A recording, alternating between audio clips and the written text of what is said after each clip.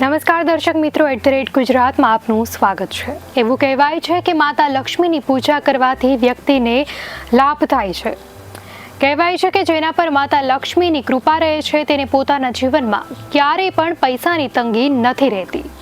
પરંતુ માન્યતાઓ અનુસાર માતા લક્ષ્મીની પૂજા કરવાથી લોકોની આર્થિક તંગી દૂર થાય છે।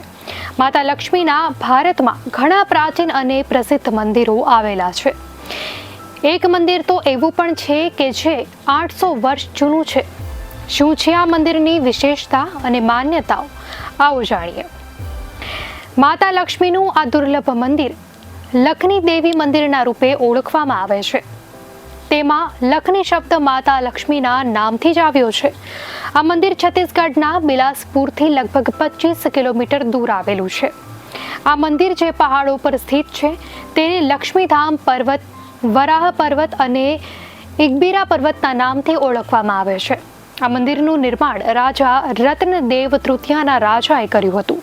આ નિર્માણ તેમના નેતૃત્વ વખતે રહેલા મંત્રી ગંગાધરે વર્ષ 1179માં કરાવ્યું હતું। આ મંદિરનું નિર્માણ 845 વર્ષના સમયથી થઈ ચૂક્યું છે। આ મંદિરે પહોંચતા લગભગ 300 સીડીઓ ચડવી પડે છે। એવું કહેવાય છે કે 800થી પણ વધારે વર્ષ જૂના આ મંદિરમાં લોકોની આર્થિક સમસ્યાઓ છૂમંતર થઈ જાય છે।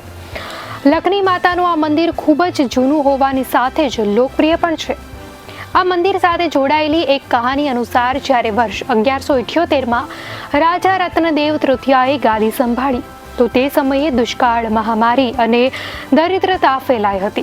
ધીરે ધીરે દેવાના કારણે રાજકોષનું બધું ધન ખાલી થઈ ગયું। આ સમય દરમિયાન રાજાના મંત્રીએ લક્ષ્મી માતાનું મંદિર બનાવ્યું અને આ મંદિરના બનતાની સાથે જ તે જગ્યા પર ખુશીઓ ફરીથી આવી અને ધનની સમસ્યા પણ દૂર થઈ ગઈ। શું તમે ક્યારે આ મંદિરની મુલાકાત લીધી છે? જો લીધી હોય તો આપની પ્રતિક્રિયા ચોક્કસથી જણાવશો।